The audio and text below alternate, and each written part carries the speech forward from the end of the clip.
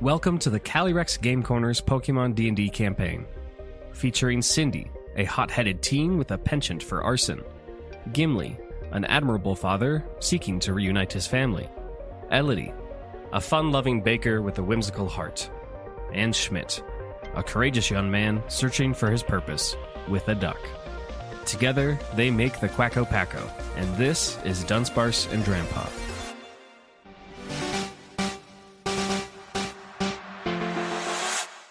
It is a beautiful afternoon in Moss Deep City. While the Packo recently spent quite a bit of time on a Hoenn Island town, similar to Moss Deep feels quite a bit foreign compared to Dewford. It is far more industrialized and has more of a cosmopolitan feel than the salt-of-the-earth culture in Dewford Town. The sun is high in the sky and the rays are incredibly warming despite it being well into the fall in this hemisphere of the Pokemon world. The island energy is very relaxed, which is no doubt proliferated from a tourism culture. People are lounging around, shopping, and spending quality time with their families, friends, partners, and Pokemon.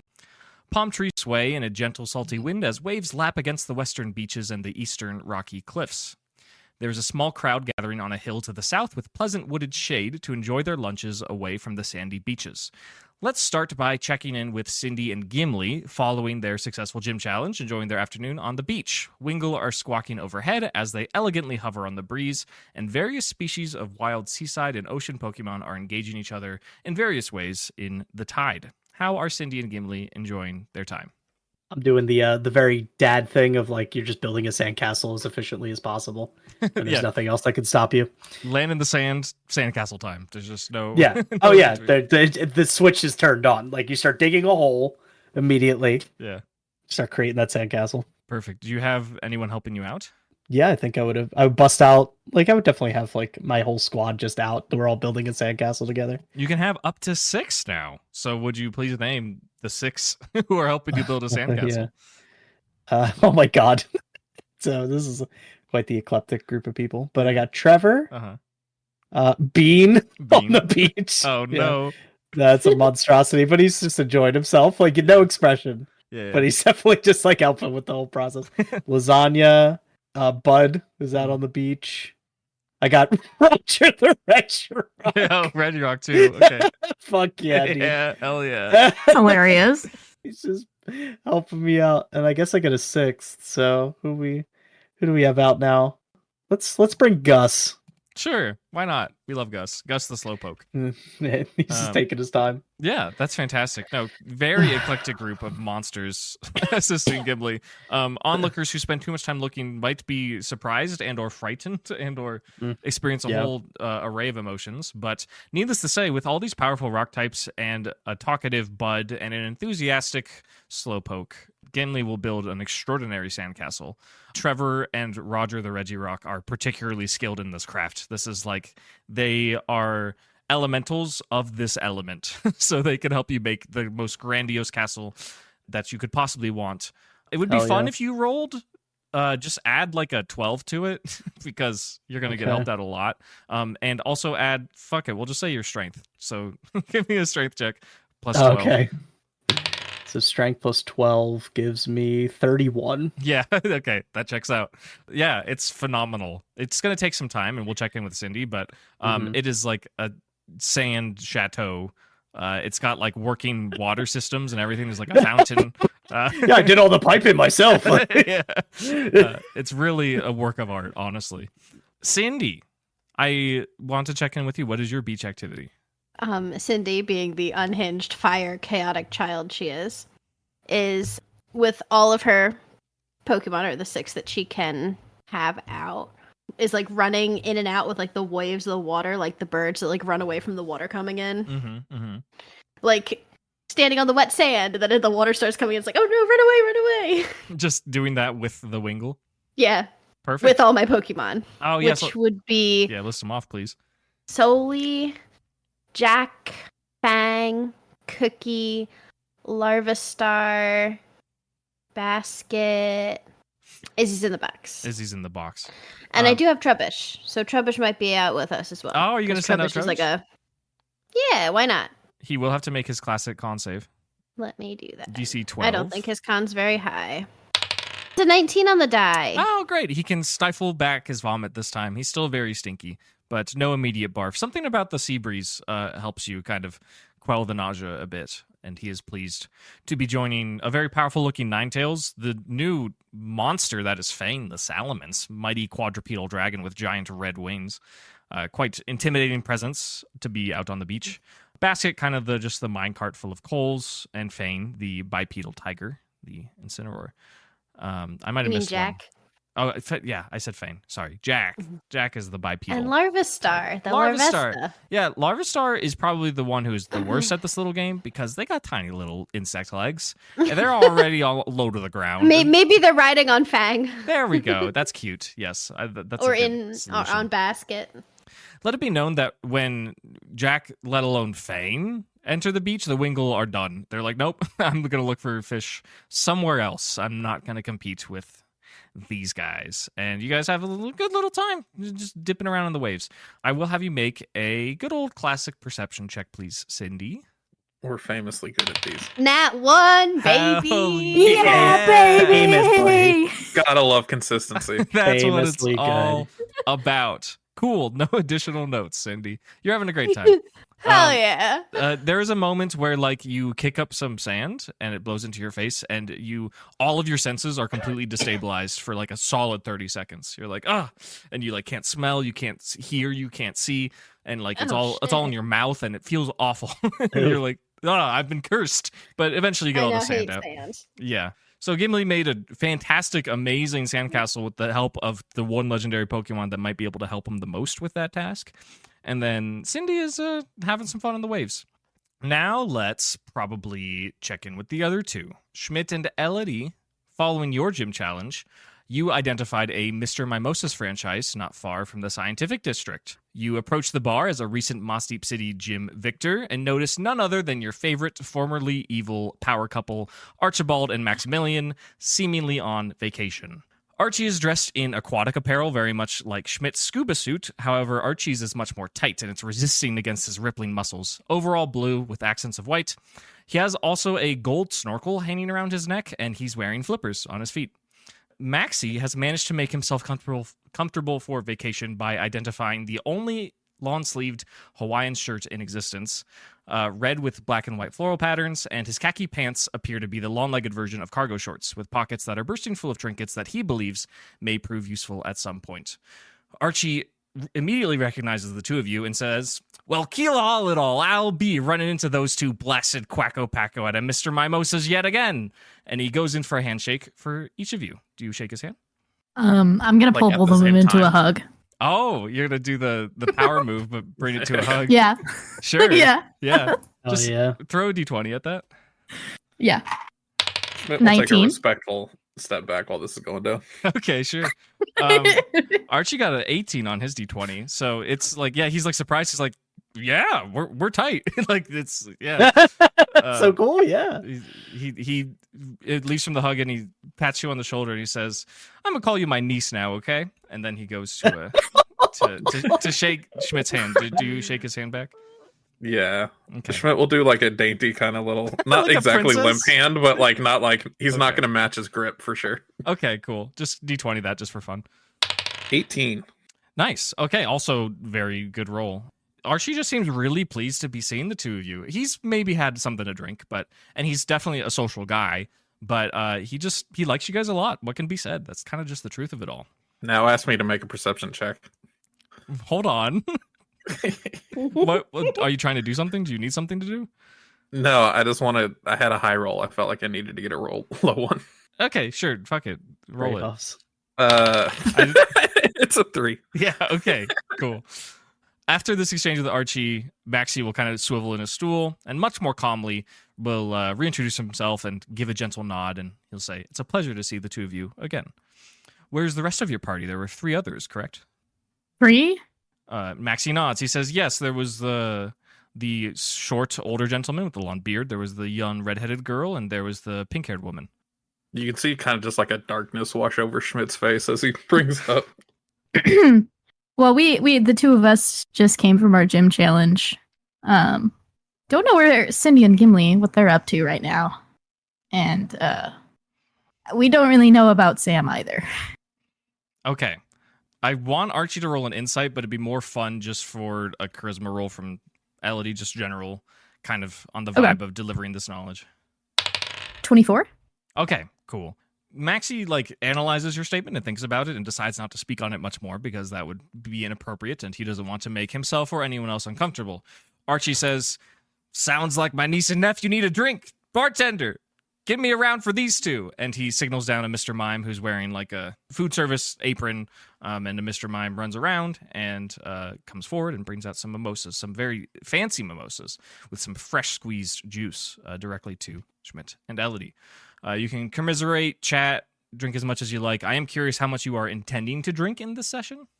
Schmidt is going to drink whatever is in front of him. Okay, so after the encounter he had a darkness wash over his face. I need to drink everything now. So the second the drink hits the table in front of him, it is down the back of his throat. Okay. Elodie, what's your thoughts on drinking right now? You have a bit of a reputation, but I'm curious. I feel like I think she's learned her lesson. I think she'll probably only go for 1 or 2. Okay. Fair enough. I will get con saves from you later as you're enjoying. There will be a slight seating rearrangement. Archie is just so charismatic and bubbly, and he feels really particularly drawn to Elodie. He'll kind of push Maxie out of the stool, and Archie will plop next to Elodie. Maxie will move around and sit next to Schmidt, and they will engage in various conversations. Maxie will kind of keep quiet because he knows that Schmidt's having a tough time, and Maxie has made a roll, and he's trying to bring up a conversation that he thinks that the both of you would enjoy participating in. And Maxie pulls out, from one of his cargo short pockets, a little coin that seems to be kind of old and perhaps from a different region, made out of rare metal, and it has a picture of a flaming bird on it. He shows it to you, and he says, "You ever heard of this Pokemon before, Schmidt?" "No, I haven't." And then Schmidt downs the last of his drink and says, "Bartender, can I have another?" Maxie will give a nod to the Mr. Mime to ensure that it goes on the Maxie and Archie tab. "Oh, no, you don't have to." Maxie says, "No, I insist. Allow me. I'm going to give you a spiel about Moltres anyways in a minute here." And Maxie will insist on paying. He's just going to ramble to you about Moltres while you're drinking. It seems to be a trend that nerdy older men gravitate towards Schmidt in bars to ramble at him. Schmidt goes to pick up his second drink, and then he has flashbacks to the bar with Amori. He's like, "I feel like I've been here before." Exactly. No, that's the exact feeling. And it's clear that Maxie's maybe just he likes you guys, and he knows he brought up something that maybe he shouldn't have. That's a soft spot. So he feels uncomfortable, so he doesn't want anyone else to feel uncomfortable. So he's rambling about legendary fire type Pokemon. That's what he's doing. Archie is having quite the ruckus with Elodie. He's trying to sing sailor shanties. Will you join him, Elodie? Absolutely. Okay, give me a performance, please. 19. 19, fantastic. Yeah, you guys killed it. While, the volume kind of picks up, it's already kind of noisy here. It's brunch time mimosas, so it's kind of loud already. But Archie, just after exchanging pleasantries with Elodie, just bursts into sailor song, and Elodie knows some of the words and sings along and harmonizes, and it's amazing. And the whole bar's kind of into it. The only person who's not really engaged is Maxie, who's just very quietly under his breath, just rambling about Ho-Oh now, and then, just all these other powerful fire type Pokemon, Heatran, just talking to Schmidt about it just because he thinks it's interesting and he's trying to distract Schmidt, perhaps. This is where I will ask for some con saves from Elodie and Schmidt. We will just say, if you're having maybe 2, maybe 3 drinks, DC 15 sounds like fun. Okay, I made a 15. Okay. So I kept flipping. No, I kept going back and forth. Okay, sorry. Let me. This is my logic with this. Okay. Yes. Ties favor the attacker, right? Yes. I think the drink is the one attacking here. Okay. You can choose to fail a save if that is what you want. We've been doing this shit for 3 years, and when the gym challenges kept coming up and I kept giving different answers. Ties favor the attacker in terms of armor class. If you're making a save, the keyword is meets it, beats it, right? Mm-hmm. So I was botching that in the gym challenge. That being said, as I just said, you can choose to fail a save always. So do you choose to fail the save, perhaps? Sure. Okay, cool. It'll be fun. We'll have another Drunk Schmidt episode. Yeah, we love Drunk Schmidt. And, it, thematically, canonically, it kind of makes sense in this situation. Mm-hmm. Elodie, how are you doing? I got an 11. Okay, Elodie's feeling drunk too. They're drinking it up. Let's do it. The singing's getting a little sloppy. they're having a good time. They're on an island again. Maybe they didn't have a long enough break being on a continent in between being on islands, but, they're having a good time one way or another, as is Archie and Maxie, despite their disparate personalities. Schmidt starts his third drink, and as Maxie's talking about Ho-Oh, he like kind of leans into him drunkenly. He's like, "Hey, I know that one." Yeah. Very good. Maxie enjoys that. Give a disadvantaged religion or history check. Oh, we love disadvantage. Okay, disadvantage. I got a 2 on the die. I know I'm proficient, but sure. So that's like 6 or something. 7. Yeah. Okay. So yeah, it's clear that Schmidt knows some stuff about Ho-Oh, but not as much as like Maxie's rambling about these other fire types. But Maxie still listens, and he says, "Oh, you're very well informed for a young man." Enjoys having this conversation while Elodie and Archie enjoy singing songs together. Cindy and Gimli, even though you are about half a mile away, you cannot help but hear the uproarious sound that is Archibald from what formerly Team Aqua singing a sailor shanty. Mm-hmm. It is crystal clear. It's up to you if you want to keep playing on the beach, but it is something that you notice. Do you do anything with this information? The gay uncles beckon us. Of course. Oh, if I must, and then I stop wiring the electricity that was to my chateau. That's awesome. It's like, I guess some person will just live in this. I don't know. That's really, really cool. 2 things. First, I want Gimli to make that same perception check that Cindy failed, and I also want Gus to make a Constitution save. Okay, so first perception. Mm-hmm. Not wonderful. I got an 11. Okay. And then Gus with a con. That was pretty good. I got an 18. Okay, pretty high. Cool. Couple things. One, you see as you turn around to the sound of the uproarious singing from like kind of shortly after the hotel, the seaside resort that you're staying in. You see the gathering of your son Gimli and TMF, the Tiberius Matthias Ferris Hart, the man who is clad in armor from Sinnoh. It seems that they have gathered and they're just like eating sandwiches. They're just hanging out next to each other. A little bit in the distance. Forgot he was here. And for Gus, you notice as he surprisingly dexterously, or maybe even just on accident, is avoiding the chomping of a Shelder who is trying to bite onto his body. But he has managed to avoid it seemingly on accident because he's not very fast, but that's just the way his body twitches. He's good. Do you do anything with either of these pieces of information? I think Gimli's probably fine. I think when Cindy goes over to see the gay uncles, I'll check on him. Sure. I'll actually go over to them. Very good. Do you all recall your Pokemon is another question. Yes. Yeah, probably. Okay. Gimli's certainly got a motley crew of monsters. Don't want to leave them all about. Yeah. It might cause harm. Or not harm, but some suspicion. Okay, very good. You also notice with your DC 10 perception that you got an 11 on that you may have seen this before, but kind of a ways to the northern part of the island near the industrial district, a little past the Pokemon Center, you do see a Right of Learning establishment. And it seems like there are some trainers gathered outside of it as well. Cindy, are you just heading to the Mr. Mimeosas? Yeah. Okay. Gimli, you're going to stop and check in with your son and TMF, correct? Yes. Okay, you do so. The TMF is kind of adorned in almost like knight-like armor. It just seems a little more modern, but it seems to have been constructed similar to Schmidt's arm, probably from like the shed metal of Skarmory and Corviknight. That is the vibe that it gives. And he has kind of the classic knight kind of visor look to it, which he has currently open right now. It's the first time you've seen his eyes, and he's enjoying like a sandwich. It's reminiscent. I couldn't think of a. Maybe you guys can help me think of a Pokemon equivalent to the word banh mi, because that is the type of sandwich that they're enjoying. It's like a tepig pork cilantro kind of vegetable, somewhat spicy sandwich. A bonsly. Bonsly. I mean, yeah, maybe.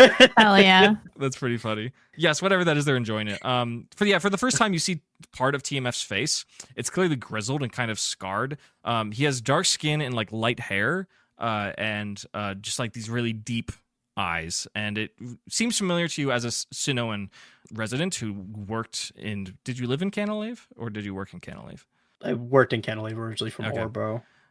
You know that the native Sinnohans who live in Iron Island are usually like very tall and like use metal a lot, and you would understand that, you know, TMF told you that this is where he's from, and he fits the description perfectly. As you stumble into their conversation, you hear Gimli kind of talking about like, yeah, you know, we're just laying out plans very discreetly, not giving away any huge information, but he's saying as you approach, yeah, we're waiting to meet a friend. We know that there's something happening tomorrow, and, you know, just blah blah blah, talking about stuff.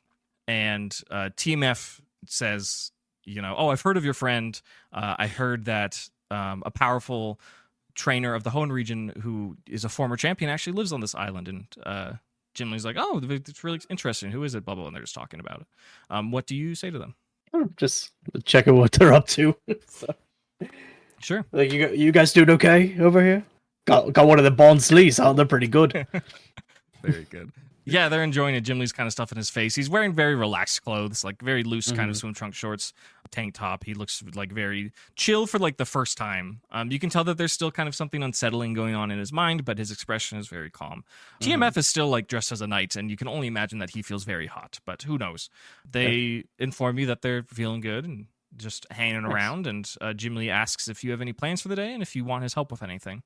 No, I just wanted to see if you guys are doing all right. You know, we're about to check in if you want to go see Archie and Maxie. I don't know if you've met up with them at any point, but they're kind of a hoot. Gimli clarifies. He says, "Are those the old gangsters from Team Aqua and Team Magma?" Oh, gangster Schwagster. Yeah. Those guys. Gimli laughs and he says, "Yeah, maybe I might check that out. I know there was a couple touristy spots I wanted to look at before Red showed up, so I was gonna just check some things out." Well, let me know if you want your old man to join you, if you feel a little bit of a hang, as the kids say. Gimli says, "Yeah, you sure know what the kids say." Oh, I know all the kids say. Yeah. He gives you kind of a loving yet kind of also dismissive, like, I'm enjoying my sandwich, you can go now, kind of. I gotcha. And he says, "You know where to find me." Oh yeah, no, I'll just be over here hanging out with Archie and Maxie, just your old dad. You know, if you know where to find me if you want to hang out with your old man, you know, whatever. Gimli is very appreciative of the sentiment, for sure. But he also needs some alone time because he's kind of been through it lately. Sure. So do you catch up with Cindy and enter Mr. Mimeosas? Sure, yeah. Great. Yeah, you do that. Again, it's a little poppin'. I described it earlier, but you get the idea. It's around brunch time, maybe 1 p.m. at this point, getting closer to later in lunch. Archie and Elodie are singing sea shanties and having a great time, like swinging their mimosas around. They're splashing all over the place. Schmidt looks a little downtrodden. He's kind of hunched over, and maybe he's like not feeling super well. And Maxie's just yapping at him. It seems like Maxie and Archie nor the other members of the Packo notice that you're here. Do you make yourself known? What do you do? Hey, yo. Just kind of walk in and go, "Hey, yo." Hey, yo. Yeah. Hey, yo. Yeah, this totally works on Archie. He stops this on, he turns around and he goes, "There's the little one, come here." And he, like, now that he's drunk, he wants a hug. So will you give Archie a big old sailor hug? Absolutely. Okay. Since we've been doing it, just roll a d20. 18.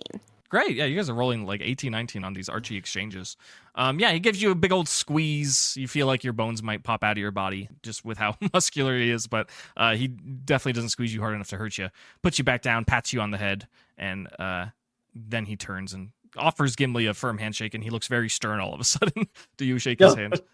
Of course. Okay, roll just d20 for fun. Do I add strength to that? We've just been doing straight d20s, so... Okay. Unless you want to like go for the grip, then yeah, you can add strength. I do want to go for the grip. Okay, yeah, go for it then. So got a 16 then. Okay, yeah. Very firm handshake. Archie's like very pleased. He's a pretty strong, muscular man himself. Yeah, and he's almost like twice your height. And you know, gives you a good handshake, and he says, "Good to see you again, sir." Like very formal, but you can tell he's overdoing it because he's a little drunk. Yeah, likewise, yeah. He will offer to buy both of you drinks, and then he remembers, like, "Wait, how old are you?" And he points at Cindy and asks how old she is. You don't remember? He'll roll a history check. He certainly does not. No, he puts his thumb and his forefinger on his chin, and he scratches, and he says, "I don't remember. You look like you're right at that cusp age. You remind me your age again? I don't want to get in trouble here." I just turned 15. Archie gives you a big old thumbs up, and he says, "No drinks." All right, Gimli. I have a virgin mimosa. I love responsible gay uncle. Yeah. I was about to cut him off if she was going to lie. So, like, no. That is a child. I love virgin mimosa because that is just orange juice. Just orange juice. Just orange. That's so Orange sick. juice and club soda. It's fine.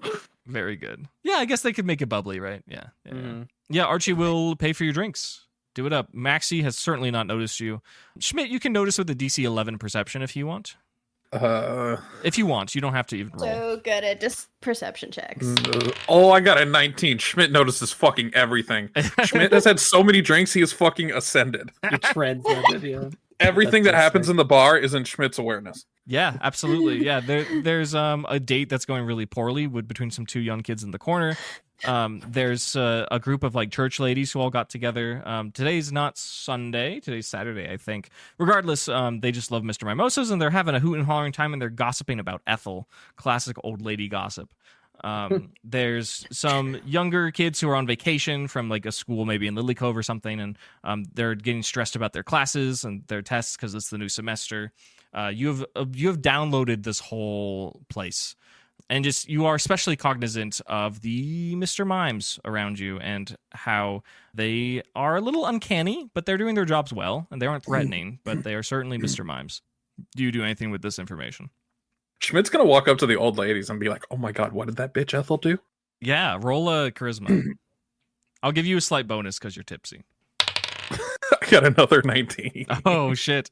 Yeah, the old ladies like immediately like pull you in and like grab you a seat, and Maxie just kind of shakes his head, kind of disappointed because he thought he was having a good conversation. He'll like hand over Maxie because he doesn't want to leave him alone. He'll just be like, talk about Ethel. Oh, okay. You bring him over to the conversation. Like wave him down, yeah. Yeah, okay. Yeah, so these grannies, there's like 6 or so of them, and they're all just drinking and like having like little snacks. They say, "Oh, Ethel, you didn't hear? We heard that she fished all of the Carvana and Magikarp out of the reservoir down by Mount Pyre, and the park rangers are looking to figure out who did it. And that woman, she just can't stop fishing." And all the women at the table, she's obsessed. She can't stop. She's just she's such an angler. And they're just gossiping. There's no way one woman fished all of them. The woman you're talking to nods and she says, "It's true. Ethel's a monster with the rod." And everyone's nodding. They're like, "Yeah, unbeatable." I'm gonna be mature about it. yeah, the monster with the rod's kind of There's a wild. monster with the rod. It's a crazy thing to say. Listen, they're old women. They it's either a cute, innocent, like just term that they're using, or they totally know and it's funny to them. You know, that's That like is funnier. That's how old women are. Actually, yeah, they will say monster with a rod, and then Schmidt will like blush a bit. Very good. Yeah, they like you. Maxie feels a little confused as to why he was dragged in, but that is all good. He had not much of a say in the matter. At some point, if he finds a lull in the conversation, he might start asking one of these women about Heatran, but he hasn't gotten that comfortable yet. So, You guys know about Heatran? what do you think about Heatran? What do you guys think about Heatran? Anything else? Any sorts of things that you guys want to do? This is clearly like a just finished a gym battle, beach day, relaxing kind of vibe. In this current moment, with the information you have, is there anything you want to do, say, any checks you want to make, etc.? I don't know. I built my sandcastle condo. Mm-hmm. What does Cindy do on the beach? What were you up to? I'm just running in and out with the waves, like Oh, the okay. fucking birds do. Oh, okay. Just being a chaos gremlin. Oh, of course, like the birds. Okay. Yeah. Yeah. You guys can enjoy this more or less for as long as you like. You hear some like stirrings and some murmurs of some people coming in and out. The grannies seem like they're going to stay here till close, but the other groups come and go. Archie and Elodie will keep saying sometimes just gossip, chat, etc. Trainers come in, those who have like won the gym challenge, those who have lost. It seems like it's a busy gym day. You hear some trainers like gossiping about the right of learning. A couple families come through. One family in particular comes in with like a very large, dark-furred cat with very round cheeks. The adults get some drinks and the kids have some virgin mimosas, as you said, and they discuss about how they're disappointed that the tours for the Space Center are closed today. And let's see, maybe one more. Gimli. Yep. You can give me another. Who hasn't rolled a funny perception? Actually, Elodie. Elodie can give me the perception. Gotcha. Because You got it, dude. Then everyone gets one. You got it. You got 15. That is good enough. Yeah. One man enters, probably now closer to around 2 or 2:30 p.m. He's by himself. He has an air of like significance to him. He's just shy of 6 feet tall. He has kind of a brilliant platinum-colored spiky hair. He's dressed very nicely. Like, he has nice clothes. It's not excessively formal, but like high-quality fiber, you can tell. He's not enjoying the beach. It seems like maybe he's spending time in a library or a study. He has various Pokeballs adorned to his belt, and he finds a table by himself, and he just has a bunch of like gems and geodes and rocks, and he just spills them out onto the table, and he just starts examining them, and it piques your curiosity a bit. At the bar. This feels oddly familiar. Hey, he's the guy who like just brings the book, sits in the corner at the bar, just enjoys the ambient noise.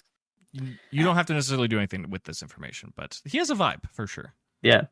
It's not a cop, There's a though. I vibe. don't think you're going to talk to him, right? Yeah, honestly, if He's he's not not a a cop, track. I'm not Yeah, he's not that interested. I'm really into geologists, Are there any cops at Mr. Mimosas? So you can Yeah. roll a cop check Cop check, baby. Yeah, that's more like a boyfriend check, am I right? for Elodie, yeah, maybe. Yeah. Kilf check. Kilf? Kilf? Wow. Not the kilf, dude. What about Oilf? Oil? Officer? Oil? It's funnier to say. Oilf is really funny. Yeah. Now you're drunk, so it's Ossifer I like to fuck. Yeah. Oh, true. Okay, Elodie, what'd you roll for, or Cindy, who's rolling the cop check? That's so funny. I mean, I can. If you want. Nat 20. Wow. Yeah. Baby. Holy Nat shit. 1 on perception, but Nat 20 for cops. Okay. Well, you're a little Um, criminal, so Yeah, give me a second. I need to... What is invent a cop real quick. Why are Well, the police here? Well, a net 20 worthy cop, right? That's the one. He's gotta the be hottest one cop, hot dude. cop. Okay, sure. Why not? Here's what's gonna happen. Nat 20 on the cop check is gonna be pretty significant cop things happening for sure. 2 cops enter, of which the lot of you recognize. Oh, Except for Schmidt, actually. Schmidt is going to be vaguely familiar with one of these cops, and then the other one not so much. However, Is it the cowboy guy? one of them isn't particularly copy at all. Let me describe them. One of them is like a late 30s, early 40s woman, and she is wearing kind of vacation gear. She's just like, you can tell she's a cop. Whether or not she's undercover or off duty, not sure. The other man is in a brown trench coat, and he is just always dressed that way.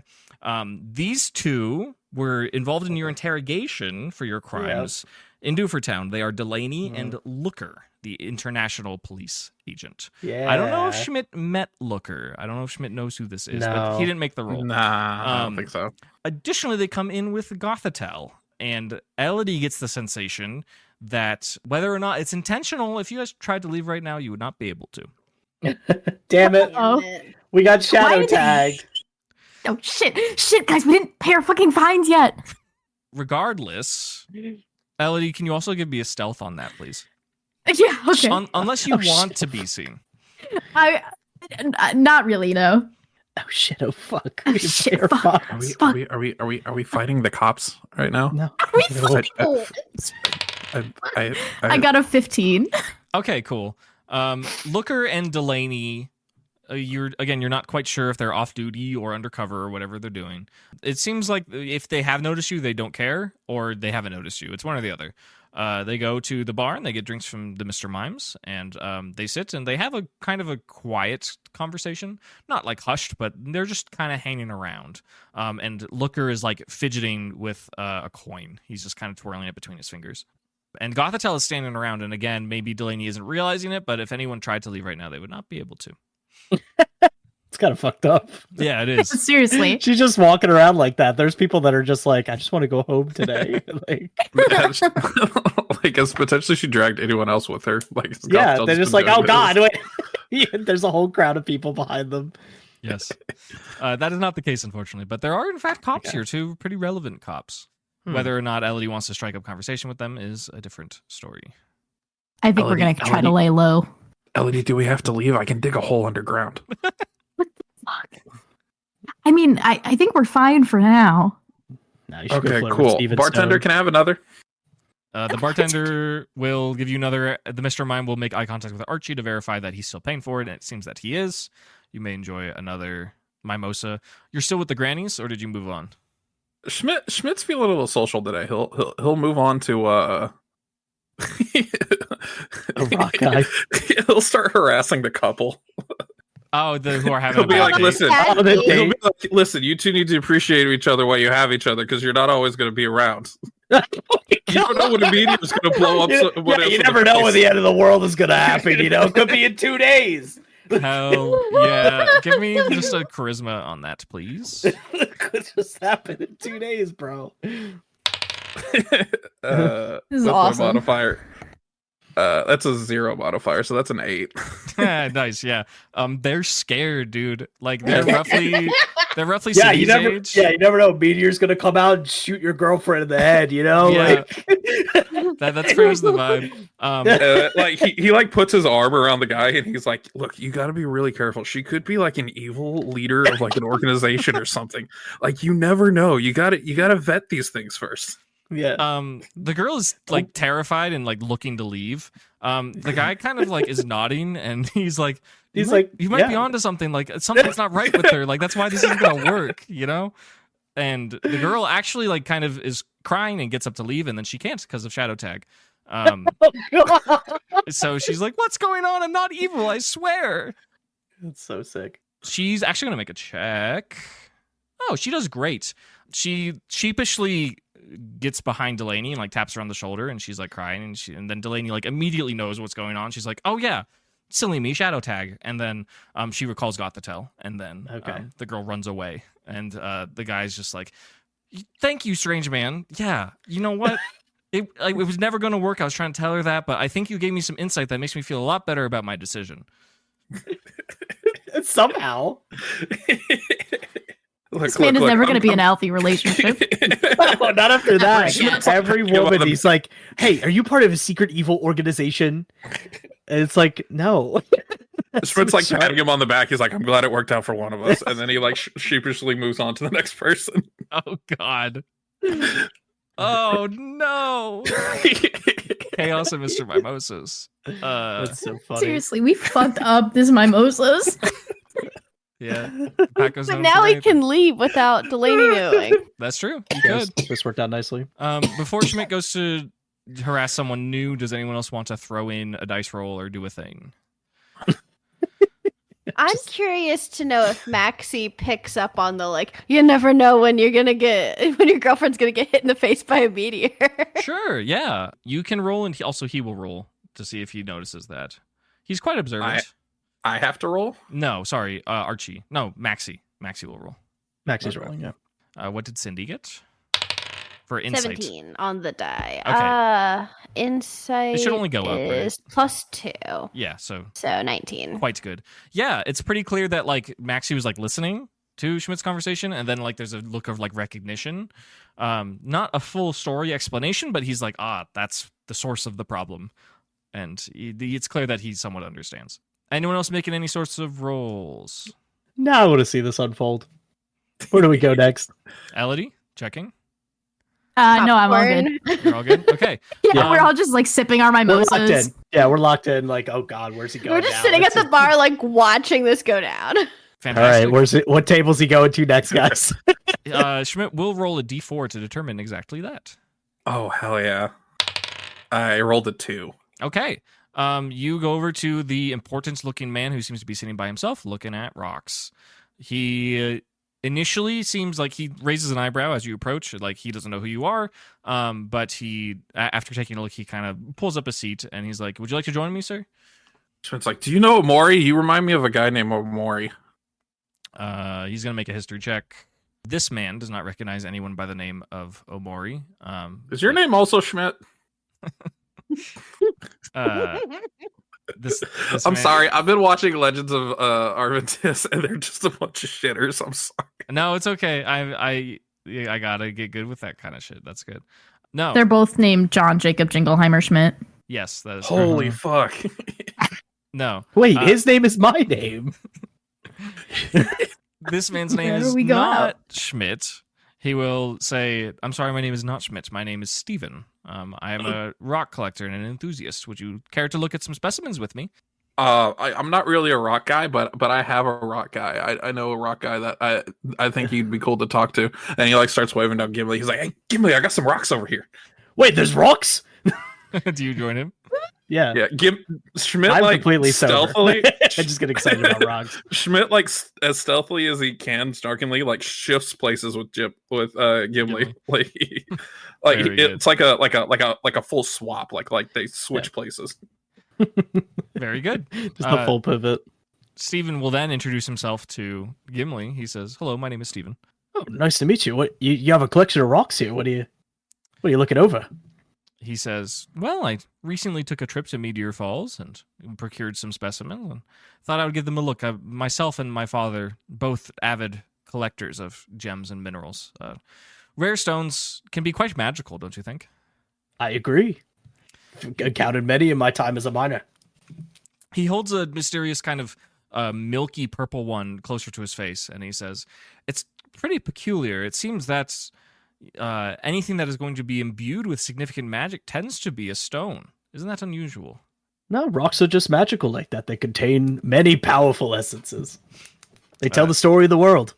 Stephen nods. He is rather charmed that a man such as yourself has a similar philosophy about the properties of stones and gems and how they are truly special. He will ask you, he says, "Your friend over there, he has a prosthetic. Is it made of skarmory feather?" Well, I think it was from skarmory feathers. I believe so.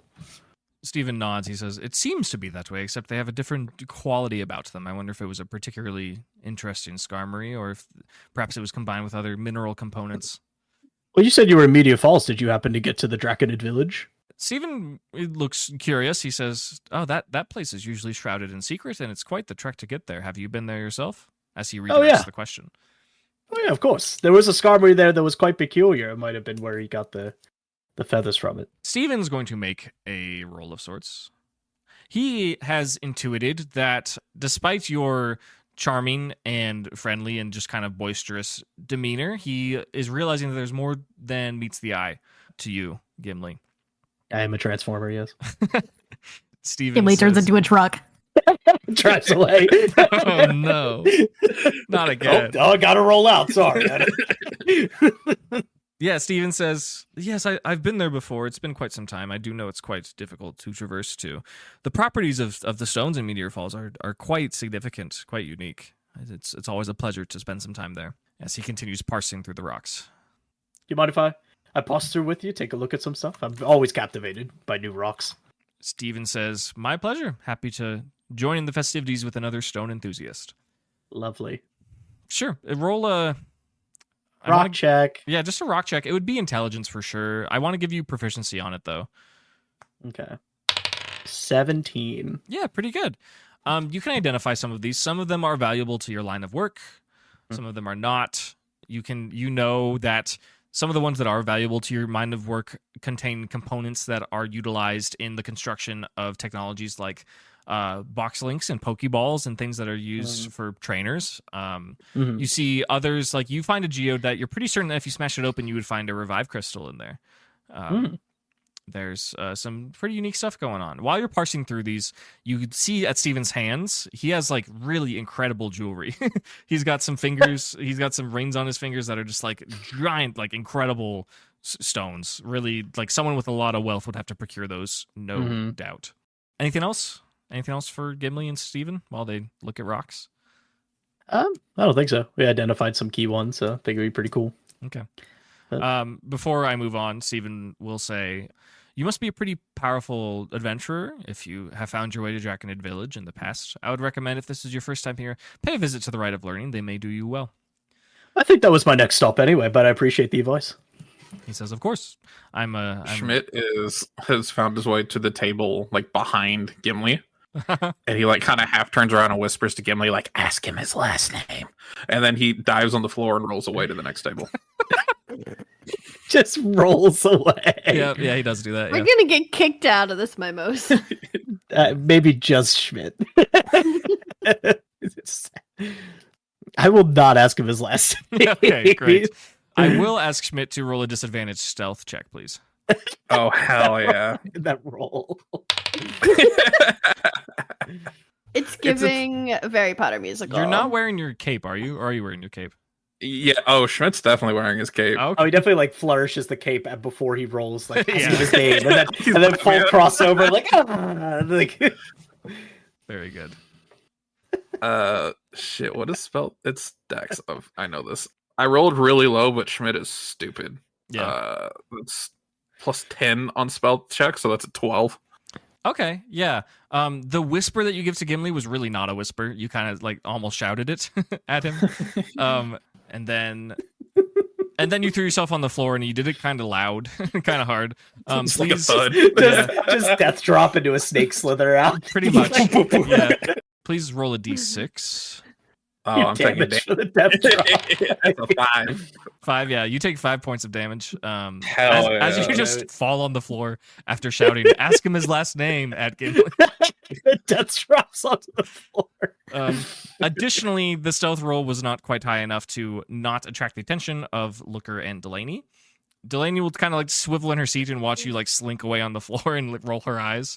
Actually, no, she doesn't know you. Just kidding. Yeah, she doesn't know who you are. Does Schmidt recognize that they're police? Probably not, because he wasn't interrogated by them. Okay. No. So they're just people to him. Okay. Yeah, they're just Oh people. no. They're on the talk list now. Looker, like Delaney will like get up and like be like, "What are you doing down there?" and like try to pick you up. And Looker is like whispering to a Mr. Mime who's on the other side of the bar. Do you get lifted up by Delaney, or do you just keep slithering? Schmidt, like whenever somebody goes to pick him up, he just kind of like gives up. Like a cat or something? Yeah. Exactly. Very good. Yeah. He's just like, fine. Delaney will like do that and like brush you off and be like, someone with a cape as fancy as this one shouldn't be rolling around on the ground. You got to be careful, and you might need to drink some water. And she'll signal over to the Mr. Mimes that you might need some water. Schmidt's like, that's judgmental. She will say, "I'll pretend I didn't hear that. I hope you have a great day." And she'll turn back to Looker unless you stop her. That being said, do you continue to harass someone else at this establishment? Schmidt will return to the bar with Maxie. Okay. Cool. And then he'll be telling Maxie about like everyone he just met. He's like, okay, so I met these old ladies, right? Yeah, just Named Ethel that fished up all the Carvana in the entire sea. misremembering The some entire details. ocean. Yeah. Ethel goes crazy, yeah. There are true. no more Carvana in the whole world. If Maxie's good at anything, it's really actively listening. That's like something that is very charming about him. So he will very intensely and just like professionally listen to all the things that you're saying about the people you've met. And he acts very engaged and interested, and it feels like comforting in a social way. Elodie, Cindy, are you up to anything in all this chaos? I think I'm just like enthralled by the Yeah, interactions watching. that Schmidt is having. That's yeah. fair. Watching it And go Gimli down. too. Yeah. Very good. Just checking Sipping in. on my virgin mimosa, pretending it's real. Okay. Some time passes, and 3:30 rolls around, and the Mr. Mimes, while they cannot speak, they do ring a bell. Bing, ding, ding, ding, ding, ding. And it is apparently last call. They do not operate at night. They are, in fact, a mimosa place. So they will be closing soon, so if you have any more drink orders, you got to get them in. Should I get 5 more? For the road. Roll a persuasion? This is going to Archie, by the way, the persuasion check. Got a natural 20. Okay. Yeah, okay. Yeah, Archie's like, of course we get this man whatever he wants. And the mimes are like, he really shouldn't be drinking more, but they make it happen. They procure you 5 to-go mimosas, so add that to your inventory, please. Jeez. Anyone else last calling it? They should call them Gomosas. Why is that? Go Oh, Moses. That's what I'm writing in my that's- inventory. Yeah, Mr. Gomosa. 5 Yeah. Go Moses. It's just like in a cup carrier. Yeah. That's pretty fantastic. And they have straws. Yeah. Pink straws. Schmidt is like sipping 2 of them at a time. He's like double fisting it. He's got 2 straws in the his mouth. Gomosas. Yeah. Oh man, that's fucked up.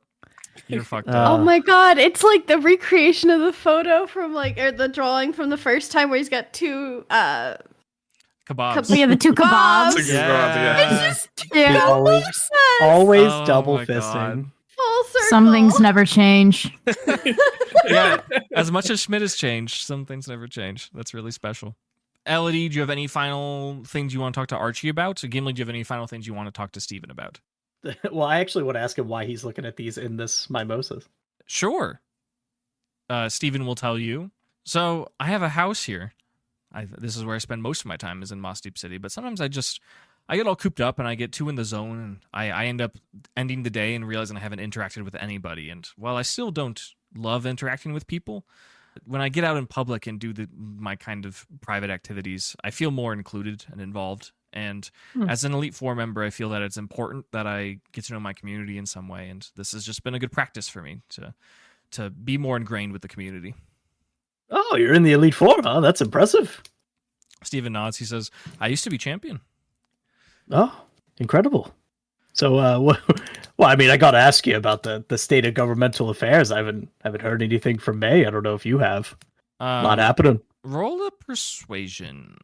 Just drop secret government secrets. I mean, we've been talking. We've been talking. 19. 19's pretty good. Steven kind of leans closer to you and he says, you seem like a powerful trainer. To be honest, things have not been well. We've been dealing with significant upticks in crime and terror, and we're dealing with the Pokemon Center issue across the whole region, where none of our Pokemon centers are working. We believe it's a form of espionage or terrorism. And as you said, our champion, he looks around very carefully at all these folks, and he whispers to you. He says, we believe that someone close to her is being held as a hostage. I know the feeling. How will he interpret that? He's going to roll that. Yeah, he's going to ask. Is someone being held hostage? Yeah, he's going to ask that. He's like, what do you mean? Well, I mean, we've been dealing with some, I mean, you've been telling me some things, so I'll tell you some things. We've been dealing with, probably that same terrorist organization that you've been involved with. We're also trying to deal with as well. So, and I believe they have my wife. So, Steven nods and he says, "Gimli, it's been a pleasure to meet you and discuss these things with you, and I hope I see you again soon." As he collects his thing, I'm sure you will. He'll wrap up all of his stones in a bag, and he'll leave one with you, the one that looks curiously like it might have a revive inside of it, and he will exit unless you stop him. No, it's fine. Okay. Schmidt sort of whispers to Gimli, but loud enough the entire bar can hear it. And he's like, "Did you see his rocks? Yeah, he left one for me. Awesome!" He gives a up. Yeah, you want to look at it? It's pretty cool.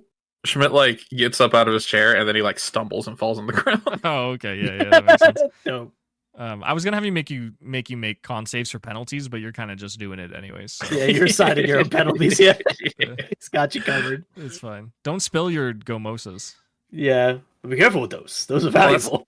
They have the lid. They're little sippy. Yeah, they got lids. Elodie and Cindy, anything before you get kicked out? I will just ask Archie, where are you and Maxie headed next? Archie says, well, I know Maxie's going to be getting a little tired, but I just have one more errand I want to run with him. I want to go check out Shoal Cave up to the north. I heard that it's high tide right now, and all sorts of cool water-type Pokemon come out at that time, so I just want to pay it a visit. And then after that, we'll probably just call it a night, sit on the beach, drink some more, have a good time. And he gives you a hearty smack on your shoulder. That sounds lovely. I hope you guys have the best time ever. He gives you a sailor salute, and he says, I'm sure we will. Come on, Maxie. And he kind of pulls him. And Maxie will say, I bid you all adieu. Hope to see you again soon, as he's getting dragged away. Those are my uncles. I'm going to say to everyone else. those guys, they're my uncles. Yeah. They're my uncles. Yeah, They're great. Schmidt is gripping onto Maxie as he's being dragged away. He's like, listen, I just want you to know I appreciate you. Roll a persuasion. Hell yeah. Persuasion. That is a 5. Okay. Maxie will kind of kick you away a little bit, and he says, drink some water. Schmidt will point Drink at some him and water. say, that's judgmental. Stop judging me. Archie will comment on his partner's comment and say, no such thing as too much water. Be safe. No, too true. 7 out of 10, too much water. True.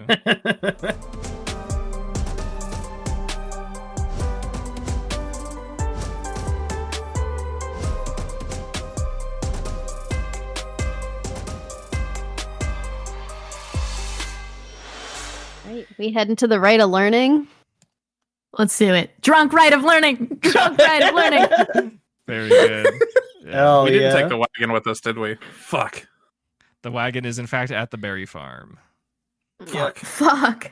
Schmidt needs a wagon ride. Nah, I got you. I'll just get piggyback Yeah, and forth. I send out basket. Oh, Oh, with the burning hot coals. Hell yeah.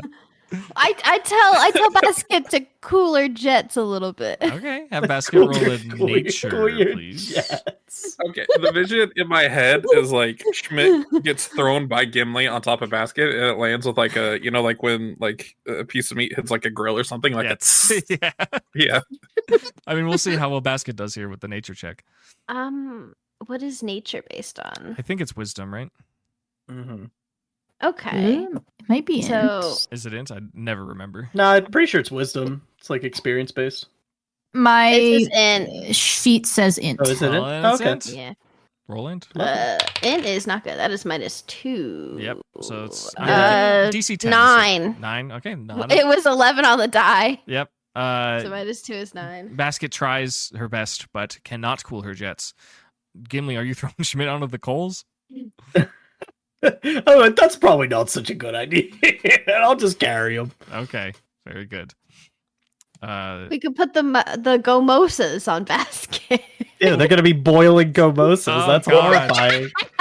Oh, Ew. God. Yummy. Nothing like a warm mimosa. Dropping a coal like an ice cube. Cool.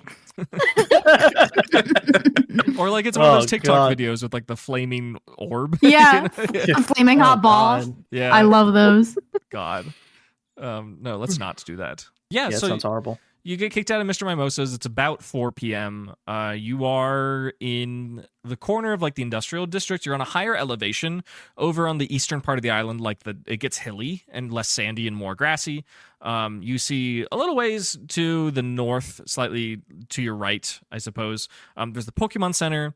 There's the Rite of Learning, and there is a few people gathered around something that is on the ground, kind of on the way to the Space Center, which is a hard right up the hill to you. Which direction do you go?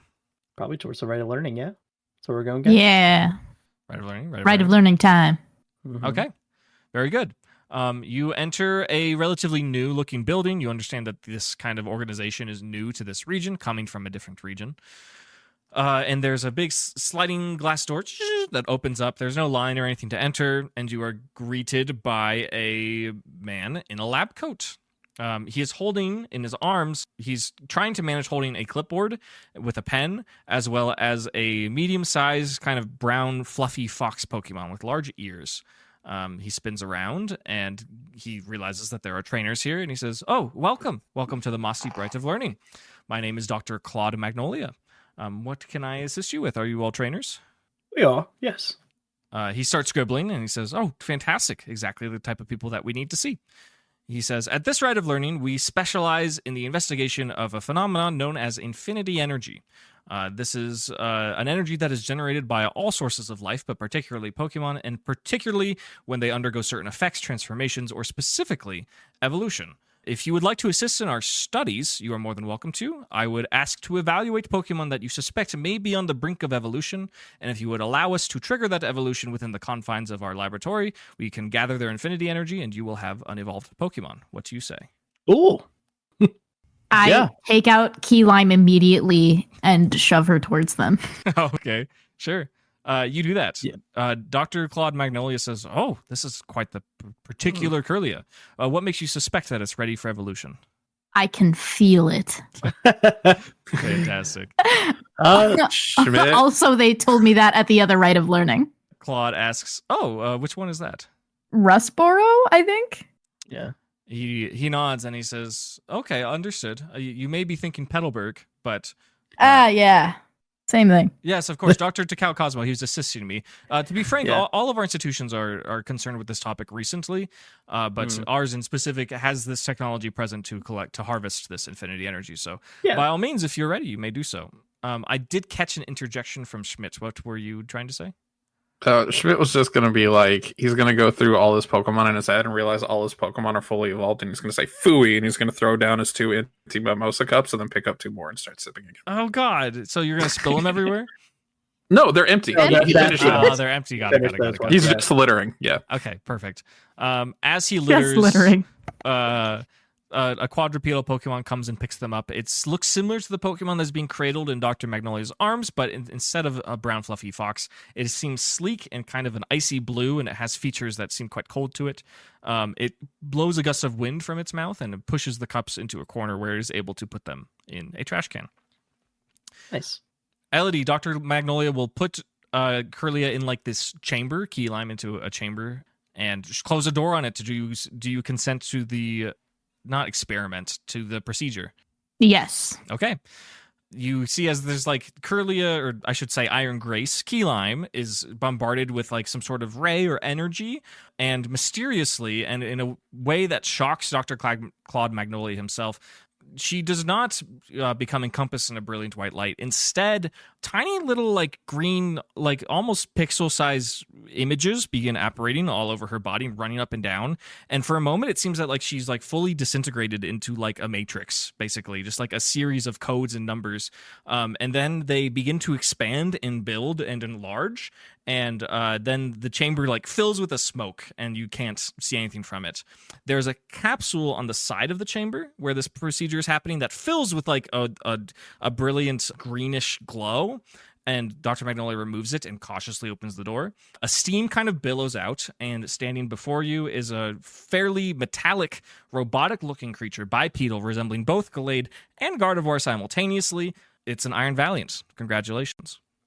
She seems like fully robot at this point. Surely there's something organic that, you know, there's certainly some emotion that Key Lime remembers and associates with you in these adventures, but this is a very like mechanical, eerily mechanical creature, and the metal that comprises its body doesn't seem familiar to anything that you'd ever recognize. It seems that it has lights around its head and its chest as well that just kind of pulse with energy as Key Lime looks around with pixelated, computerized eyes absorbing the environment. Dr. Claude Magnolia will remove the capsule and hand it to an assistant, who then hands it, or just places it onto a counter that beneath it is a sleeping fox Pokemon that resembles the Eevee, but it is red with tufts of yellow fur and is taking a nap, and it seems that it is emanating warmth. Dr. Claude Magnolia asks, "That's fantastic. This is a very unique energy signature. Very curious Pokemon you have there. Thank you for your contribution. Does anyone else have any Pokemon that they believe are on the cusp of evolution?" I might have 2. He says, "Very well. Who would you like to start with?" I'll start with Bud. Okay, so you send out Bud? Yeah. Okay. In his classic Bud fashion, Bud will emerge from the Pokeball and be like, "Oh, wow, a new environment. This looks like a laboratory. What are we doing here? Are we doing experiments, research, science? I'm so excited by all of this. I can't wait to learn." Yeah. We're going to do research, Bud. Bud, more or less, what does he say? He's like, "Yippee, research." Like, he's excited. He's like running in circles. Dr. Claude Magnolia says, "Oh, this is a very vibrant individual, and he can speak. That's fantastic. Very intelligent." So he kind of kneels down because Bud can speak, and he says, "Would you do me the favor of entering that chamber?" And I'm assuming Bud would comply, yes. Yeah.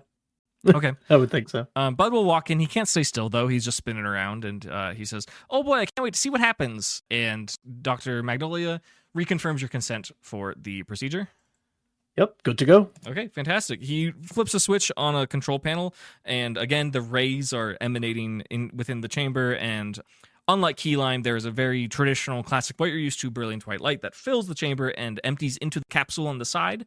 The whole chamber fills with smoke, and he opens the door, and out emerges something that resembles Bud, but with far more legs, somewhat of like a proboscis-like nose/mouth that he's able to speak out of, and just a much more menacing figure and just a larger mushroom body. This is, in fact, a Toad's Squirrel. And Bud says to Gimli, "Wow, I feel like I have undergone a significant transformation." And he like is holding up his tentacles and like looking around, and he says, "Without you, Gimli, I may have never achieved this power." And he's certainly not pacing around in circles all the time, but he's still very investigative and interested, and he's having a good time.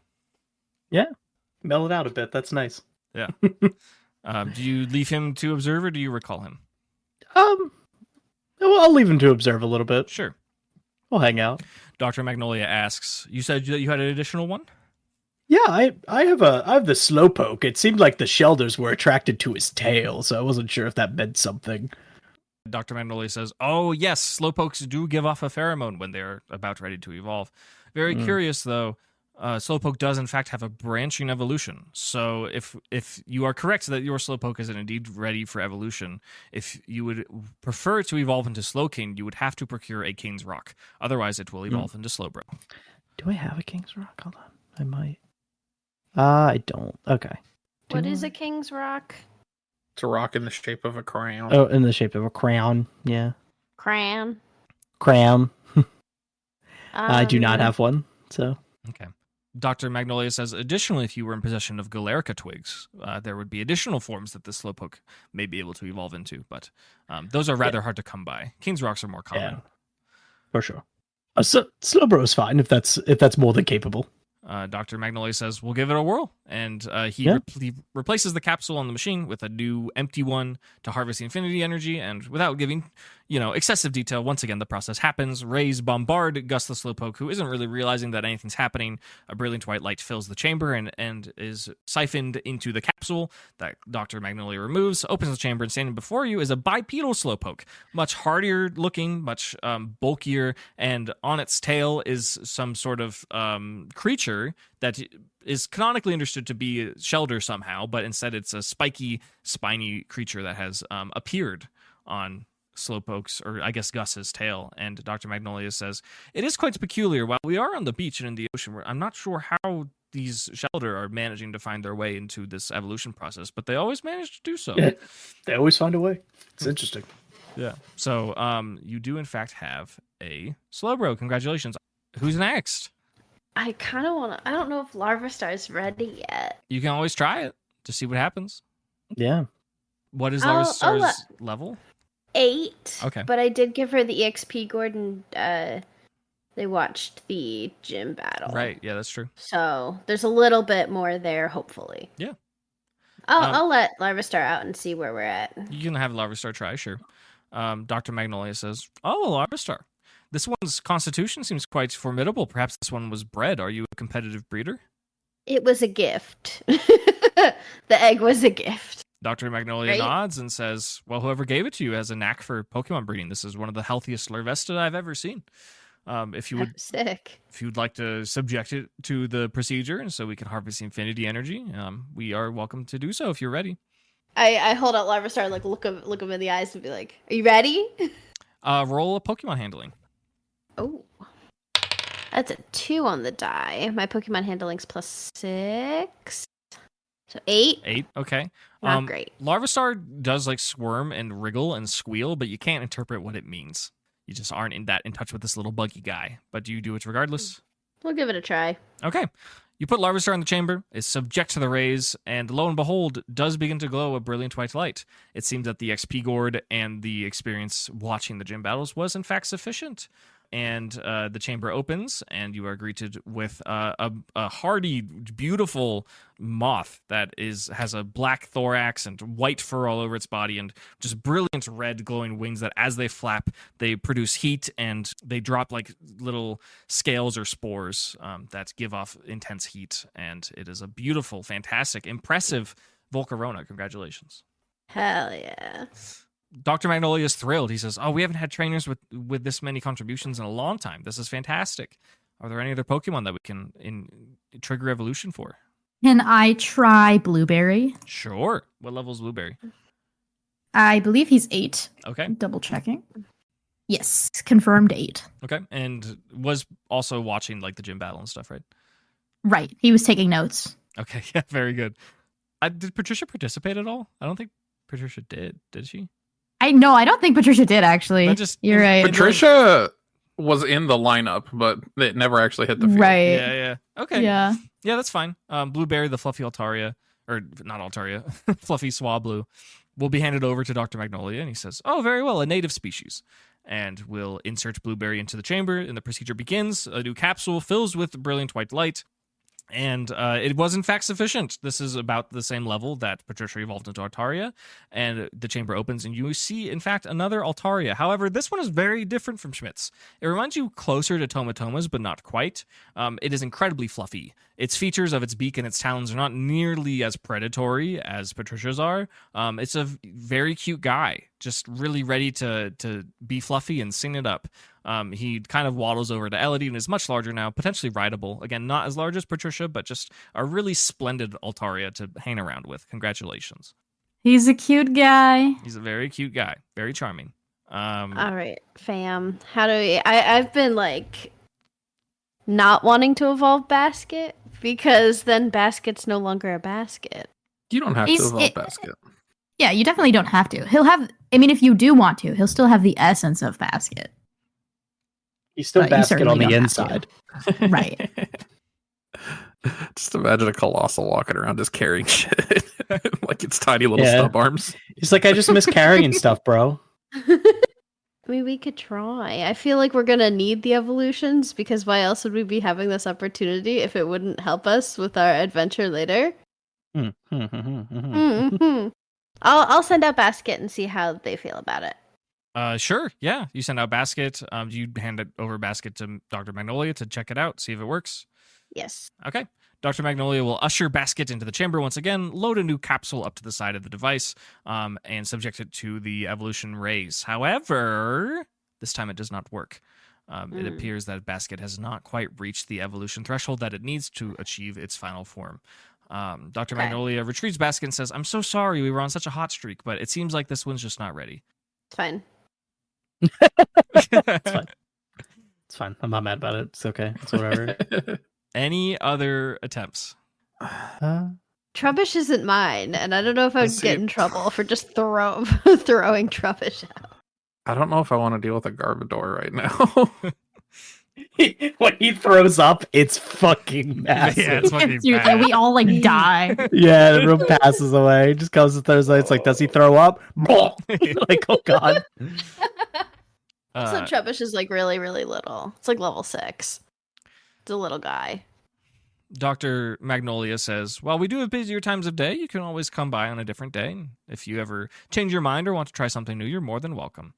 Additionally, this has been the most successful collection of infinity energy that we've had in weeks. I would like to offer a small gift to you all, as well as propose a sale if you enjoy the product.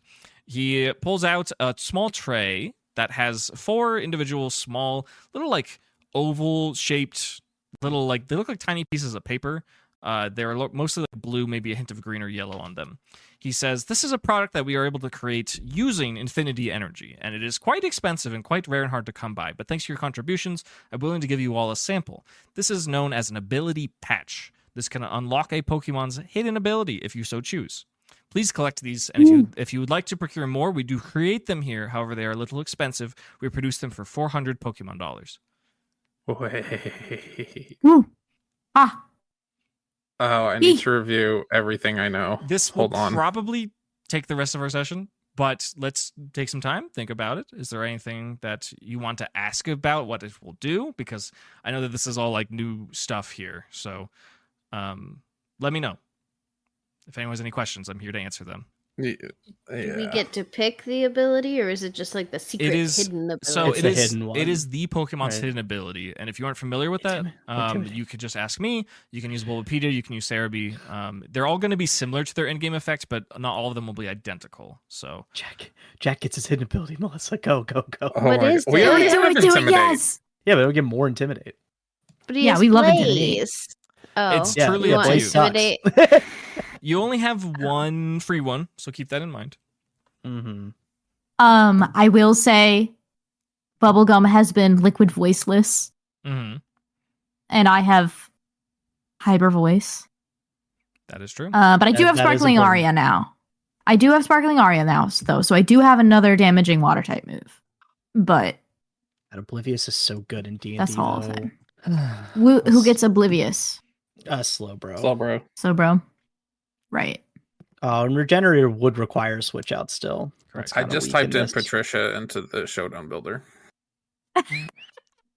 Patricia. That's awesome. just type in Patricia. That's so good. So do we want oh my god, words. Intimidate Ensign Perhaps That's good. That might be your best option. I'm not for sure. double though. intimidate. Although you could get solely with drought, which is really good. Yeah, actually. That's you probably could- more just like how powerful Torque- overall. Yeah, that's probably really Because- good for you. Because also drought makes the hot, right? Yeah, Yes. it makes the hot hotter. Yeah. It's Well, what no, Torquil it makes has. the hot, and then it makes my Solar beam go off. solar beam. Yeah. Right. Yeah. So I could just have that. That's probably the vibe. As much as like Incineroar with Intimidate's that iconic, I think that's so much better for Solely to have drought. I also Fang has intimidate. We got intimidate on the field. Yeah, you already have Intimidate. I guess it's fine. And my dudes have such unique abilities that I like would not change. Shell Armor's like broken in this, so like I would Yeah. not change that. It's so good in The- D&D. The only thing I think I would change is Liquid Voice. I think everybody else is good. I've What got is Alchemy's several hidden? options. I think it's Aroma Veil, which just I forget. Yeah, in here. I'll look it up. Look it up. From what I Yeah. know, it's useless in game. Well, it prevents taunt, Uh, which is cool. So Oh, if you, does if it? you like, yeah, if you really want to decorate, in Pokemon D&D world, I would buff it. So if I do drought, it would be drought instead of Flash Fire. It would replace it. Flash fire. Yep. So I would then start taking damage from Fire moves, fire. and you'd be moves. strengthening them, but it'd probably be worth it? Question mark. I think so. To just be like, oh, cool, I hit the field, solar beam. And more fire damage too. And Just more fire damage. instant solar beam is really the appeal. It's a solar beam and more fire damage. That's kind of where we're Yeah. at. So Okay, I'll slap that patch on Solely. Okay. You may remove it from your inventory, and I can send you the description for Drought. And Solely no longer has Flash Fire. And instead, once you apply the patch, it kind of like sinks into her fur and just disappears. And then all of a sudden, there's just intense heat in the room, and there's like an apparition of like a sun like that is high on the ceiling. And it seems that Drought has been activated. You recognize this effect because Toidle does the same thing. Mhm. Any other applications at this time? I've got options. You're welcome to hold on to it too. Like that's also a thing. I just know it's going to be a long discussion whenever I get started. that Sturdy's so good. I just want to make sure everybody else has gone through theirs before I. So I guess I'll ask, since Cindy, you already used yours, are there any mons that you have that you're curious about that you'd be willing to spend the coin on if you liked it? No, I'm good. Okay, you're just satisfied, you're happy with it. Yup, we're chilling. Okay. Gimli, it's your turn. The only one I need to check on, does Reginald have a hidden ability? It does. It has Sturdy. Sturdy's really good in this format. It has clear body. Well, it has clear body by default. It already has clear Oh. body by default. Oh, yeah. Sturdy would come up much more often in this style of game. Yeah, Sturdy's insane in this format, so that I might actually change him to, because there's nothing else that's that appealing. The only one might be Regenerator, but like that also costs an entire turn, so it's like not actually as good. Like you kind of just use your Pokemon for longevity sake. I would flavor it. You can tell me if you'd like it or not. I would flavor Regenerator that once per long rest, when you recall a Pokemon, they are fully healed. Oh, that's pretty neat. Because I think a third, you just wouldn't switch that much. Like, it just isn't. Yeah, worth that's the issue. Is like we don't switch in general that Right. often. it. Right. It's better to like play it like it is like an in-game type of thing where you just keep your Pokemon out until Yeah. they go down. So, I think once Um, per long rest on recall. And I don't think you get to choose. I think if they take damage and it's been a long rest and you recall them, they just. Yeah, but like it. Oblivious is immune to charms, taunts, and intimidations, which is so Yeah. good in D&D. It's insane. Yeah, it is. Sturdy does come up a lot though, because it's like, although Reggie taking that big of a hit's kind of nuts, but I'll have to sit on that. Like I don't think I'm going to apply it just yet to anything in particular. Okay. Yeah, if you just want to sit on it, Most- that's fine. Yeah, because it's between that and putting Sandforce on Trevor as opposed to Sturdy. Mm, But Sturdy's really good. Sandforce comes up because I have built-in Sand. Sandstorm Yeah. still. Yeah. yeah. But then it also overrides Stride. It's like it's a little too complicated, so I might not do it. But Sure. I'm going to debate that between those two. But yeah, no purchase of a new one for sure. Okay. I guess Elodie, because Schmidt wants to go last. I think it's definitely between Aroma Veil and Liquid Voice. Yeah, both of them seem really good. Like you said, you have Sparkling Aria though, but then like Hyper Voice Right. isn't really doing The- anything, right? So it's like, The damage for Sparkling Aria is actually slightly more than Hyper Voice. that's only because But it's not stab. It's stab, yeah. Hyper Voice doesn't stab right now. Yeah, you're missing right. the stab buff, which you would get from Yeah. changing it to Liquid Voice. Also, I only have 5 Sparkling Aria PPs, and if I want to use it to heal too, like it'd be nice to have. Mhm. Yeah, so you have the utility of it, then keeping Liquid Yeah. Voice would be pretty good. Yeah, both are good. I think you kind of put Primarina more online with Liquid Voice still. Because how many PPs Hyper Voice? Like 10? 15. 15? Yeah, that's a no-brainer then. That's so much Yeah. like damage that you get access to. Yeah. You can always buy Yeah, I another think we'll one too, go- if you want. That's Yeah, you can buy. You have the money, right? true. can I'm just do pretty rich. Kind of low. I have a little bit of money. Yeah, I mean, mine might as well. It's 400 Yes. Poké dollars. Yes. What do you think, gang? Might as well do both, right? Yeah, like Yeah, I think it's worth. I think it's worth. we're not going to spend Let's do that it. money elsewhere. So like, Right, like it's the end of the you like retire world. the character with your riches. You know, It's like, at the end of the Right. world. The end of the world does. yeah. For me, it's like a debate if I even use mine at all. Like that's where I'm kind of at. Like, because my ability, I like most of my main party, their abilities are kind of just like unique. Like they don't actually tailor to those type of things. Like Yeah. freaking Bean has 3 abilities like Yeah. baked into it, so it's like I don't know. I'm pretty hard pressed to be like, yeah, I guess this one will switch. It's like no, they're all kind of like perfect for this unique Pokemon. So Yeah, if you want to drop I'll- the money, you can do both. I'll do it. Okay. Dr. Magnolia is pleased. He says, "Thank you so much. This will greatly aid in our research and, using Pokemon and their powers to fuel the future. Thank you. I'm Please, glad to help the establishment. please apply those patches, change your abilities. I can send you descriptions later, but what was Cabbage's ability originally? What is it called? Sweet Veil. Sweet Veil. Yeah. Sweet Veil becomes Aroma Veil, and Torrent Yep. becomes Liquid Voice. Very cool. Very fun. Congratulations. That that's leaves- true. If we wanted, do we want Jack to have Intimidate? You could just get him Intimidate. I don't think Blaze does that much. What is the description of Blaze? Blaze. Is that like a 30 HP? When at Yeah. 25% HP or less, this Pokemon doubles its damage bonus on fire type attacks. But that Hear me also out. stacks. It stacks with my when I'm at half HP. It does more damage because Cindy's got abilities. So it just does way more damage when I get that low. And Cindy tends to live at pretty low HP, right? Is that confirmed? Depends. It was funnier because like most of that didn't come through the microphone, but she was like, and I heard it from downstairs. Do Oh, note I'm that sorry. Intimidate has been nerfed here. It's still Mhm. good, but it's It's single so good. target, Ah, and it's only for I- the first turn. It doesn't last, right? Yeah. I think Blaze makes sense because I do stuff that kind of. Also, with Flare Blitz, it's a good combo, right? Do you have Flare Blitz? Yes. No. Okay. Good. Yeah, that's you reasonable. kind of use that recoil to put yourself in range, yeah. Mhm. I don't like taking damage I- if I don't have to. What do you mean? That's like your whole entire shtick. Not intentionally. You literally built it like that. Otherwise, why not use Intimidate if you don't want to lose HP? Because I use HP naturally already. It's true. Yeah, but Jack's just gonna keep shotgunning himself down. That's what you designed him to do. I didn't design him to do anything. You chose Fablets. That's how it goes. I saw another damaging fire move. That's true. If it doesn't do damage, I don't want it. With the exception of baby doll eyes on Soli. I like how Cindy is a child and also is played plays Plays only Pokemon like a damaging child. moves. It's great. Yeah. Yeah, That's just That's how I it's play perfect. Pokemon. That's how she Am I played not supposed Pokemon, to do yeah. that? Is Is that that not how you're incorrect? supposed No, to play it's perfect. Pokemon? Is that No, wrong? it's perfect. Is that wrong? No, it's perfect. I think it's working out really well for me. Mm. So I'm assuming you're keeping Blaze. Yeah. Schmidt time. Schmidt time. Okay. Does Motor Drive do anything special in D&D outside of what it does in Pokemon? Motor Drive. Give me a second. Oh, is that Richie? Richie gets that? Yeah. Very fun. No, it's a move speed buff. Okay. And you're immune to electric. Gang, let's be real. I don't think Togepi's ever coming back out of the box. No. R.I.P. Omelet. Yeah, rip. R.I.P. Rip Omelet. dude. It's a little too dangerous for the little guy to come out.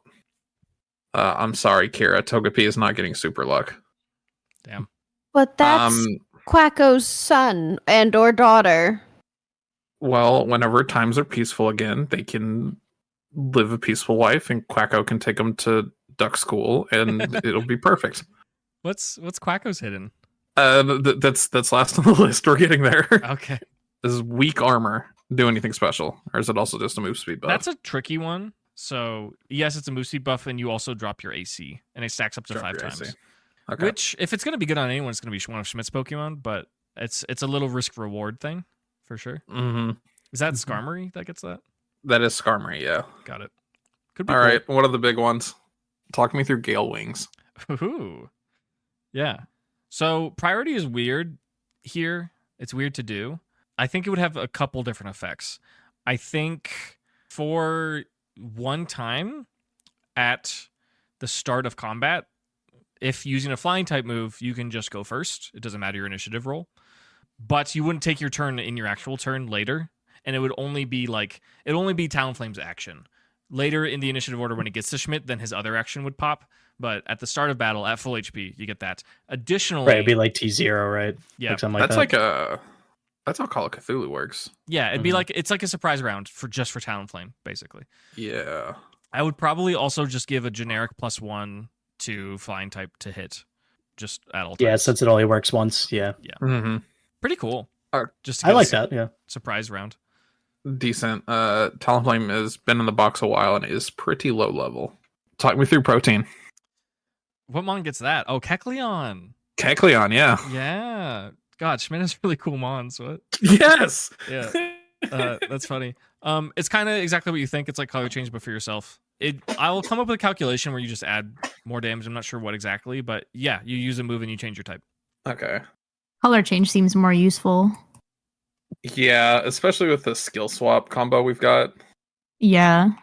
Yeah, and Gabriel doesn't really have a lot of coverage right now. Yeah. It'd just be Thief and Psybeam. I think I know one you're for sure doing. Well, we've got a couple options. We've got some bangers coming up. Okay. Is Cloud9 just like it is in the game? Yeah, which is useful, Okay. but also might screw over your team a little bit. A little anti-synergy, yeah. Yeah. And I think Patricia is still fine as she is. What does she have natural cure? She never uses it. Yeah. Okay. No, she never switches. She's Yeah. always there to get the kill. Yeah. that's the issue with the switching thing. Yeah. Again, How often do we run into people that use berries? Almost never, right? It's not super common. Does Okay. something get on nerve? Mewtwo. Oh, right. Honestly, I think pressure goes hard in this style of gameplay. I think that's really good, actually, Yeah. because so many moves are as- like 5 PP. You know, yeah, that making it cost 2 is really a lot aggressive. of moves are 3 PP. So As cool as multiscale is, I think I like inner focus on Dragonite. okay, I wasn't expecting that. For the record, multiscale would be your first hit is just half damage if you're at full HP. Right. I don't know. The not flinching and the immune to intimidate. Yeah. I like it. Pretty cool. Does Rattle do anything special besides just move speed again? Yes, it is in fact changed. When hit by a dark bug or ghost move, your next attack has advantage. Well, we have Runaway now, don't we? It isn't that kind of sick. Runaway's kind of broken. This Yeah. Pokemon can never be a target of opportunity attacks. Yeah. Yeah, no, that's broken. It's kind of sick. So all of that just to get to Quacko. Okay. Talk me through Defiant. When suffering from a negative status effect or stat change, so I'm going to incorporate like poison and burn and stuff, it gains +2 to all attack rolls. Which, would we factor that into crit? I mean, might as well, right? You're always critting anyways. It's into the attack roll, right? Not the Yeah. damage. Attack roll, correct. Mm-hmm. Quacko don't be missing a lot. It's kind of overkill, but also, I'm going to be real, Quacko's bulk definitely fallen off. Like, big Yeah. time. Mhm. Which we knew going into this. So, yeah, it's an option versus what, Kenai? Has that ever procced? It's inner focus, I think. Oh, okay. I have so many passes for Quacko that I took that one off the sheet. Oh, okay. Yeah. Well, it's the same as Dragonites. We only have one more, which is Moxie for Diana, right? Oh shit! I hadn't pulled up Gyarados yet. Yeah, talk me through Moxie. Okay. Did you forget about Diana? I did forget about that. We have Intimidate, which is sick. That's true. It's when you get a KO, you get an action reset. What? Action reset? Yeah, so you get one additional action every time you get a KO. Can that Holy shit! chain? Yeah. Holy shit! That's so sick. we just like set it up so that Schmidt gets the last hit on everything, so and then he so just he fucking Gets a balls. free action, yeah. Holy shit. Just We execute also can everything. make sure everything's flanked, so that way they get the crits. Yeah. the crits, the bonuses, all that. Holy fuck. I think I have to do that. Yeah, I think that's going to be the one. Okay. And then I think Schmidt will... How much money do I have? Oh, shit. So it's 400? Yes, and you got exactly that much from Tate and Liza, I think. Oh, I don't think I added that. Okay. No. Yep. Nope. We'll just leave it as is then. And Schmidt will purchase one for the road, just in case. Very good. Love to see it. Dr. Claude Magnolia is very pleased that everyone enjoyed their gifts, and he's very pleased that you've contributed so much. He asks if there's anything else that he can do for you all. Yeah, I don't think so. Okay. He will wave you off, and he says, feel free to come back whenever you like, and a whole host of Fox Pokemon gather around him to wave goodbye. As you might have guessed, it is Eevee and all of the Eevee evolutions, being Vaporeon, Jolteon, Flareon, Umbreon, Espeon, Glaceon, Leafeon, and Sylveon, as well as the Eevee that he is holding. All usher you off. It's about 5 p.m. in Moss Deep City. The sun is setting. It is beautiful on the ocean coast. What is your next plan of action? Schmidt's gonna find a trash can. He's gonna throw away his other 2 empty Gomosas, and then he's down to his last one. He's down to his last one. He's still drinking. He's still going. Yeah, very good. Con check to make sure you don't throw up in the trash can. You did beat me to it. After drinking all of let's those do it. and smelling the trash, you are feeling a bit queasy. Can Schmidt stomach it down? DC 13. For Constitution, which Schmidt Constitution. has a +2 because of his metal fucking arm. 16. 16. He passes. Burps a little bit. Doesn't spew. And is ready to tackle down that last drink. It seems that folks are kind of starting to wind down. Definitely going to the beach. Beach is getting crowded. You notice a peculiar white rock on the cliffside near the Space Center that has a little plaque on it. And yeah, people are enjoying their night. Any final things that the Packo wants to do? I don't think so. I think Okay. we just retire for tonight, gang. Sounds great. With Schmidt downing his last Gomosa and somehow not getting sick, and after receiving significant power-ups to their roster and having a good time socializing at Mr. Mimeosas, that is where we will wrap the session. Hello, and thank you all so much for listening to Dunsparce and Drampa. Extra special thank you to our latest patrons. They are Kenzie, Freddie, and Smoky Bones. Thank you so much to the patrons. Without your support, this podcast would not be possible. I'd also like to thank everyone who listens on our most popular platform, which is Spotify. We recently broke 1 million starts. Now, while we know like a start isn't a full listen or a follow or anything, it's still just a mind-boggling statistic, and we are so grateful to all of you who listen, regardless of what the platform that you choose. We would really appreciate it that if you subscribed or followed or did whatever it is that your podcast host needs so that we can track that you are following. Of course, last week we had a delayed episode due to a power outage, and it helps just for all of us to stay in the know, so be sure to click follow or subscribe if you haven't done so yet. The next session is going to drop on November the 26th. Thank you so much for listening. Just get like You a gotta use it soccer for your ball MILF checks. sized MILF checks? check. Yeah. If you That's roll what a 69, there's going to be a MILF in that session. Yeah, exactly. Okay, Yeah. well, I got a MILF 26, so no MILFs. Oh, it's I hate coarse Sam. and it gets Oh, Of course, everywhere. and it's rough and Yeah, it gets everywhere. Unlike you, Yeah. and then Cindy gestures Jack's gentle face and says, "You're soft and smooth." No, Unlike you. that is what Anakin says about Padme. Get out of that yeah. now. Damn, Richie with the Riz. Little white boys scurry to me like rats. Have you guys seen that? No. Oh my god. But it's way funnier out of context. Yeah. They can still spill with a lid. Yeah. I made the mistake of spilling an entire large Taco Bell drink on my friend's porch because it fell out of the carrier. Oh wow! And it Baja blasted everywhere. Yeah, this is a Baja Baja Blast. Blasted the porch. No. Someone's got to do Chris in it. the porch. And then Arceus descends and blasts Schmidt in the face with a judgment. We did it. We summoned him. It worked, Oh Cindy. my god, finally.